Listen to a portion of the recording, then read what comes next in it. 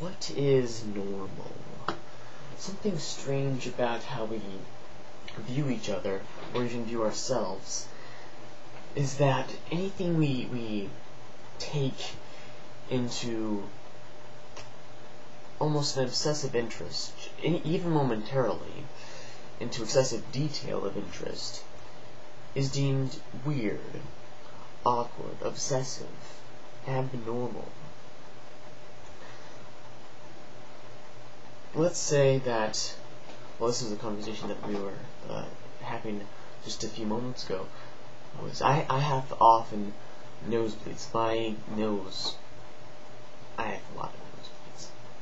And we were puzzling over why. Why was I having nosebleeds? And I thought of a few possibilities. The temperature of the room, the atmosphere of the room, genetics. Could be that my nose structure is such that the veins in my nose are closer to the outside than most people. And I was also eating some spicy food, and spicy food sort of opens things up and possibly made it so that it broke through because I got a bloody nose when I was eating some spicy food. And then as we talked about it, I started to think, well, maybe there's a way to actually look at it. I'm not the X-ray, but where it shows the veins along with the nose, just a little snapshot of your face or the nose specifically, but sort of so I can get the position of the vein that's doing this little bleeding through, so I can see if maybe it's closer to the outside than it should be.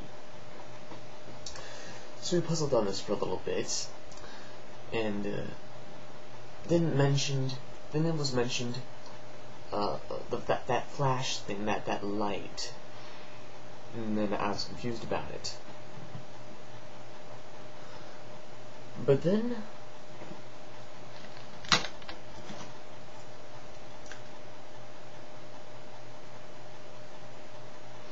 see that? That idea came up, and I played with that idea for a little bit. Then I realized after I went through with that idea that I could simply do this. I could take it in front of the mirror and just look inside my nose. And when I did that, I found out that my insides aren't the same.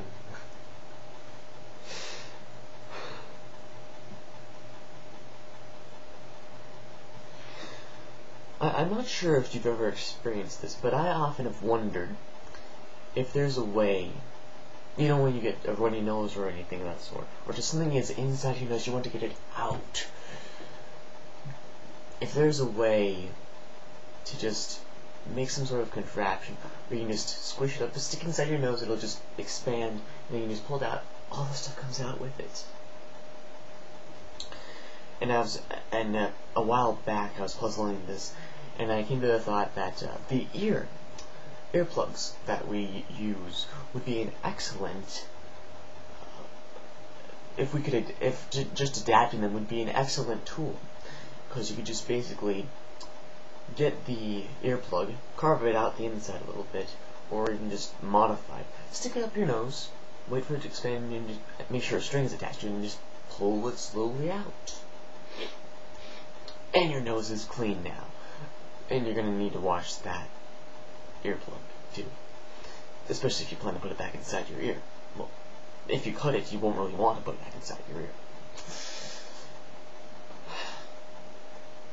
Anyways, back to the nosebleeding. You know that Attila the Hun died of a nosebleed? That's an irrelevant fact. I just thought of it right now, though. So there's the question of nosebleeds. What sort of people have nosebleeds most often? Is it genetically determined? Is it heritage?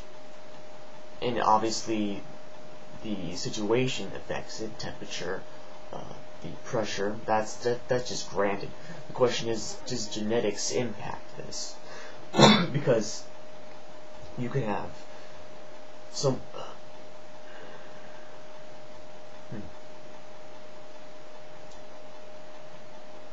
There are also people who bleed very easily. Well, that's not relevant, actually.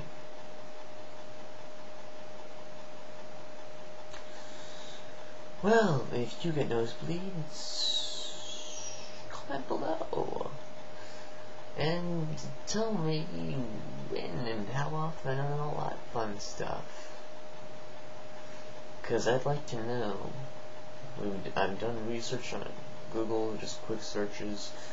Nothing really good shows up. It's all boring stuff that doesn't really help. You just find how to stop the nosebleed.